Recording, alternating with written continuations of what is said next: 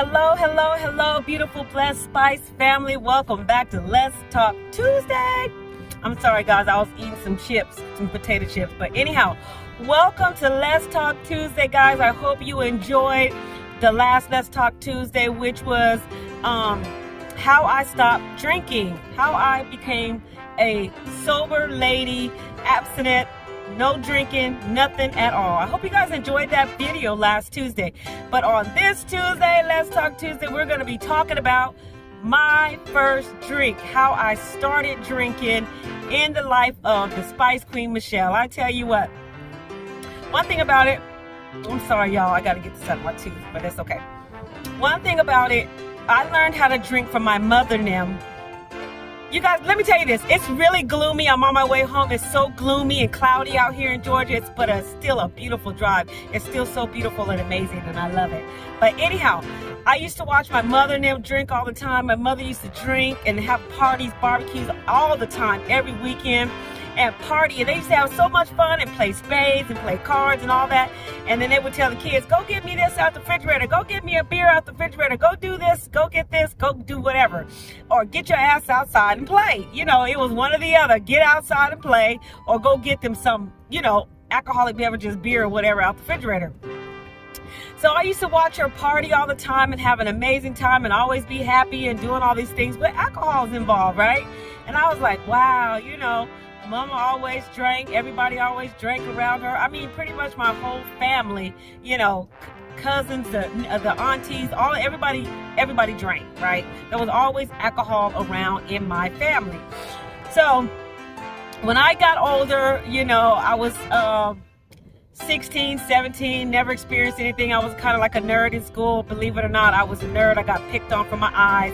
You guys know the story about my eyes. That's why I always have on different shades about my eyes. Getting called poked in eyes, getting called sleepy eyes, getting called droopy eyes, because I have a birth defect with my eyes, right? So I was a nerd. I got picked on. I couldn't stand it. I couldn't stand school. I couldn't stand anything. And so when I became 18, I decided, you know what, I'm an adult. I'm going to do what I want to do. And we were into the kids that I went to school with, the girls I went to school with. We didn't like the boys in school. They wasn't mature enough, right? They wasn't mature enough for us girls that was in high school in the 12th grade and things like that. They wasn't mature enough. So we decided we're going to mess with the military guys, the young military guys in the military, because they had a job, they were in the military, and they were cooler than the boys at school, right? So that's what we did.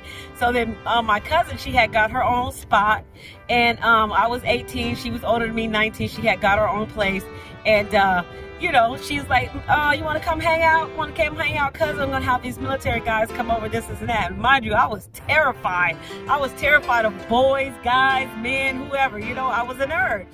So her friends were coming over. They were military guys, and boy, they were cute, handsome, all the things and above. And they brought some beer, and they brought some, I think they brought some alcoholic beverages, but I was a nerd. So they brought some beer, and it was this beer called Old English. I don't know if you guys know what Old English beer is. It's in a gold can. It's got red writing on it. It was called Old English. But eventually, it turned to Old English 800, right? It was more powerful then. Man, let me tell you something. They brought that Old English over there, and they were like, okay, everybody's chilling, whatever, and everybody's drinking but me. And I'm like, man, I feel so left out. I feel left out. What's happening? I feel left out. And my cousin was like, go ahead and just drink a beer. And then the guys were rooting me on, just go ahead and have a sip, right? So I had a sip of that beer. Let me tell you something. It was disgusting. It was so nasty. But once you get over a few drinks after that, it doesn't taste so bad, right? So I managed to get down a whole beer. And let me tell you something. I was feeling like I was on cloud 9 to 999 to 999, right? That was the best feeling I could have ever felt in my life, of being so high and free and so everything. I was just feeling so good, and I love that feeling. At 18 years old, I love that feeling of being tipsy, right? So I was like, okay, this is what being tipsy feels like. This is what my mother and them be doing, playing spades, and everybody's drinking and having a good time, laughing and giggling and this and that, until everybody break out in a fight, right? Until everybody get mad over the card game and ready to beat each other up. You know, alcohol plays some bad parts in it too, right? Everybody start fighting and getting into all kinds of arguments and things like that over a simple card game when you're drinking, right? I tell you what, I felt so good. I was like so just mesmerized by that beer, by that old English. I was like, whoa. So then each time we started hanging out, they started bringing the liquor over, the beers over, and I became, golly, a professional drinker. At 19, 20, I was a professional drinker by then, guys. I tell you what, when I got into my late 20s, I used to be the driver. I used to be the driver. My friends be like, man, we all drunk. They would say, Michelle, you drive real good drunk. Not knowing no better, you know what I'm saying? Silly stuff, just silly. I was the best drunk driver. They said, man, you the best drunk driver there is. I'm like, oh my God, this is crazy. You guys, when I sit back and I think about all the stupid crap, the stupid shit I used to do while I was drinking, thinking that I was top of the line alcohol drinker. You know, that's because my friends hyped me up. They hyped me up. You know that song, hype me up, hype me up. Yeah, my friends hyped me up to the T, right? So I was like, well, shoot, we gonna get in the car. We always had open containers of alcohol. We was always drinking something and driving. I can't believe how we got away with a lot of drinking and driving and not killing somebody. I wouldn't recommend nobody do that 10 times and 4. I would not recommend that nobody drink and drive. And that's why I always say in my videos or on my things, don't drink and drive, man, because I'm telling you, I got 2 DUIs. He told me if I get another one, I'm going to prison. And I said, oh, no, I'm not doing that. But anyhow, yes, I started drinking when I was 18 and got all the way into my 20s, was drinking. I was a professional drinker, loved alcohol, drinking beer. I was mostly drinking beer at the time. Then when I got in my 30s, I was introduced to alcohol, E&J, the brown liquor. I was drinking brown liquor for a long time. Brown liquor made me angry. Oh, I was always like fighting somebody because they pushed my buttons, because I was a good drinker until you made me mad. So, and then I got off of the brown liquor and I started drinking the clear liquor, which was vodka. Let me tell you something. I started the 20s, I had fun at drinking, right?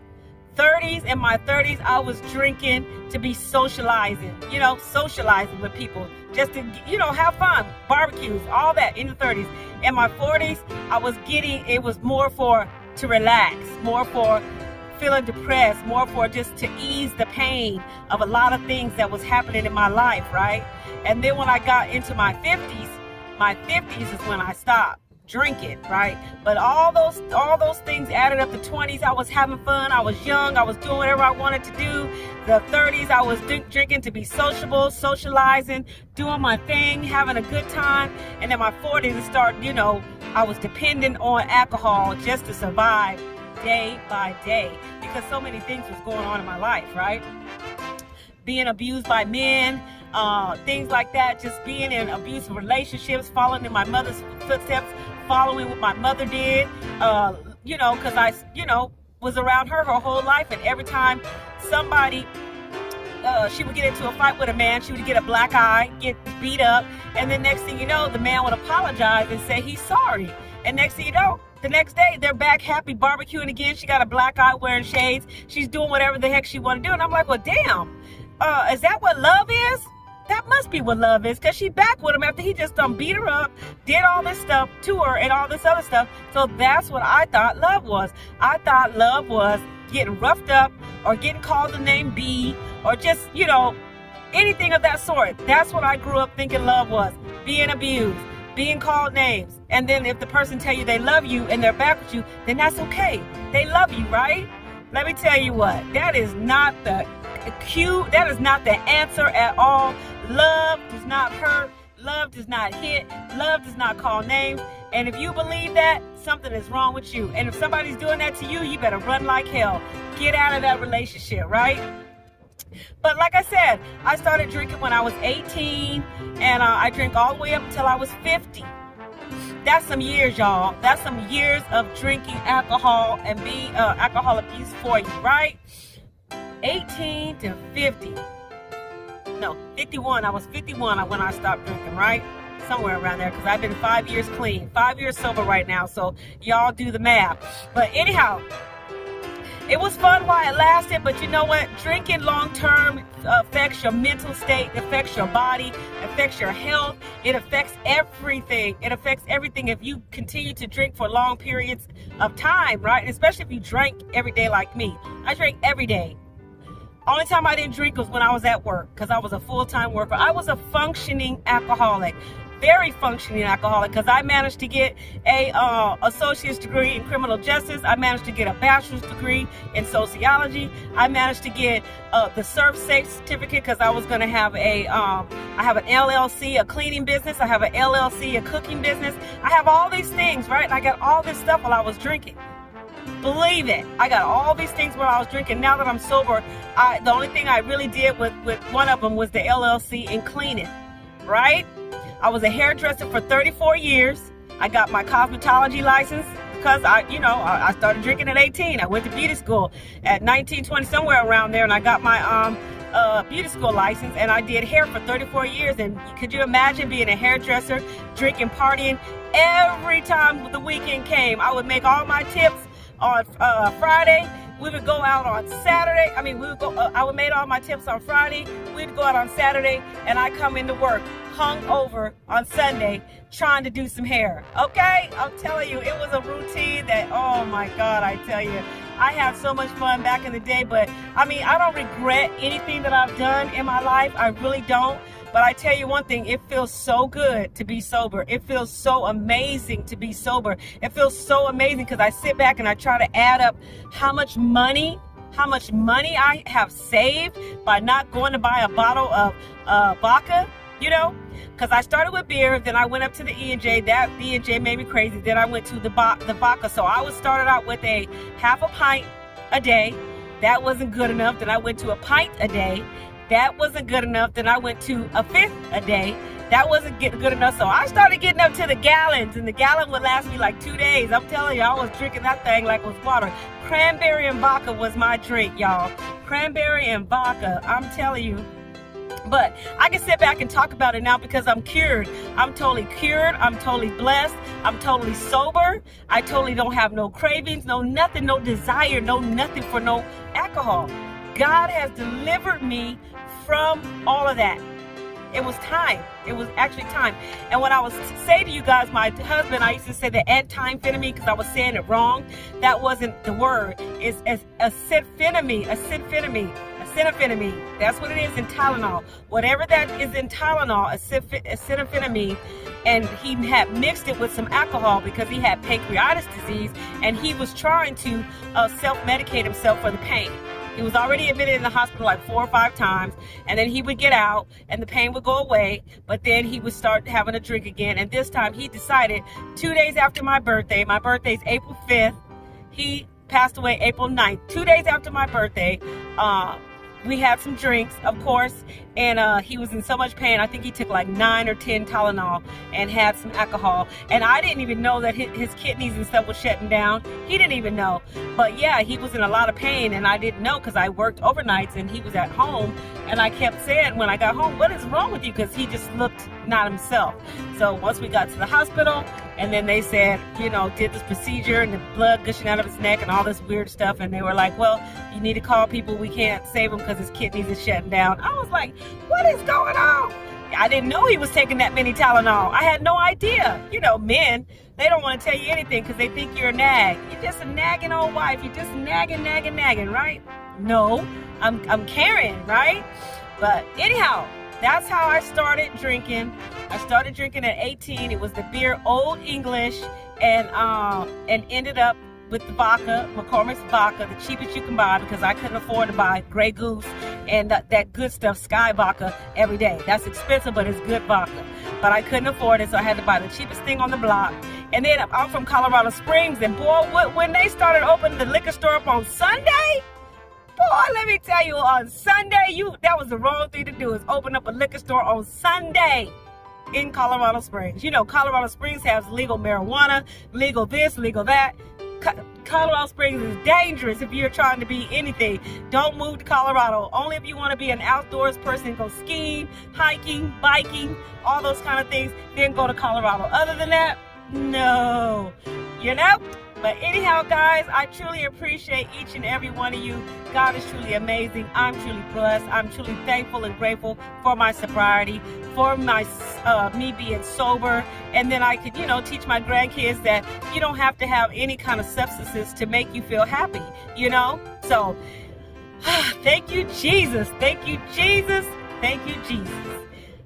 Until next time, guys, don't forget to check out Cooking with the Spice Queen. Go and check out Cooking with the Spice Queen. That's my other channel where I cook for my sobriety. When I'm feeling, down and out, I go and cook. Freestyle Friday is what I do. I just go in there, mix and match seasons up. If you want to go and check out that cooking channel, go do your thing, Chicken Wing.